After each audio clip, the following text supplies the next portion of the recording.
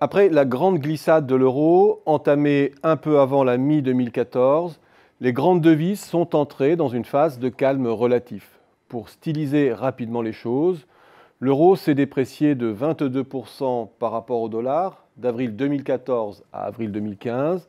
Depuis, il oscille autour de 1,10 $ dans un couloir compris entre 1,06 et 1,15.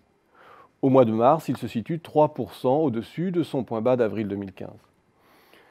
Sur la première période, avril 2014-avril 2015, la livre britannique a perdu 11% par rapport au dollar, accompagnant en partie la glissade de l'euro, et a continué à se déprécier de près de 5% par rapport au dollar depuis cette date.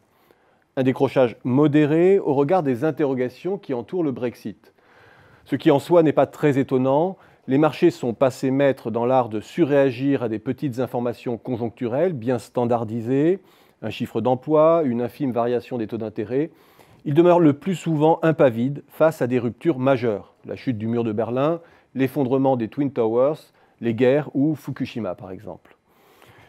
Le yen, quant à lui, a perdu 14% et regagné par la suite 6% par rapport au dollar depuis l'an dernier. Quant au yuan, après s'être apprécié puis stabilisé par rapport au dollar jusqu'à l'été 2015, il a décroché de 4 à 5% depuis.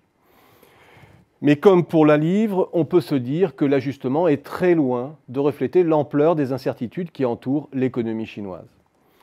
Ce calme relatif peut surprendre, compte tenu de la divergence des politiques monétaires. L'ouverture des vannes monétaires des côtés européens et nippons face au statu quo au Royaume-Uni et aux États-Unis.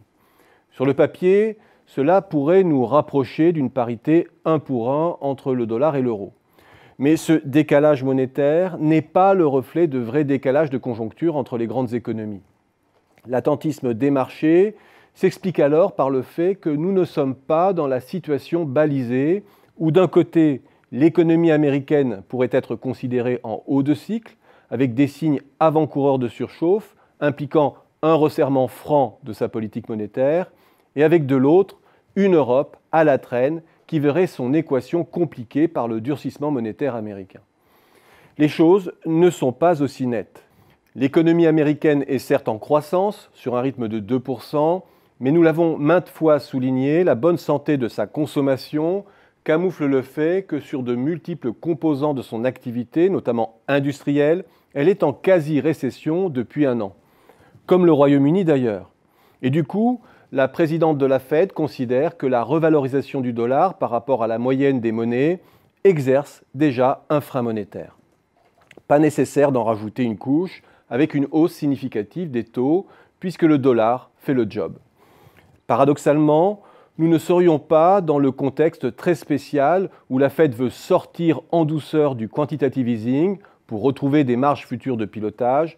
Elle pourrait même être tentée par un coup de starter monétaire et une dépréciation du dollar pour redonner du souffle à la croissance US, éloignant la perspective du 1 pour 1 entre l'euro et le dollar. En fait, le nouvel équilibre trouvé entre les monnaies, alors que les taux d'intérêt ne peuvent plus baisser nulle part, est celui qui satisfait tout le monde. Il permet à l'Europe de recoller aux États-Unis sans trop pénaliser la reprise US, qui se nourrit aussi de la baisse des prix du pétrole. C'est ce compromis, hérité de Jackson Hole, que valident les marchés aujourd'hui. Mais derrière l'attentisme, il y a aussi, comme je l'ai dit en amorce, l'incapacité des marchés à pricer des incertitudes qui sortent de leur logiciel d'analyse. Que la digue de l'arrimage yuan-dollar rompe ou que le Brexit se concrétise, et c'est alors un flot de liquidités qui cherchera de nouveaux supports, avec l'or et le dollar en éternel refuge lorsque les marchés perdent leur boussole. Le compromis de Jackson Hole aura alors vécu.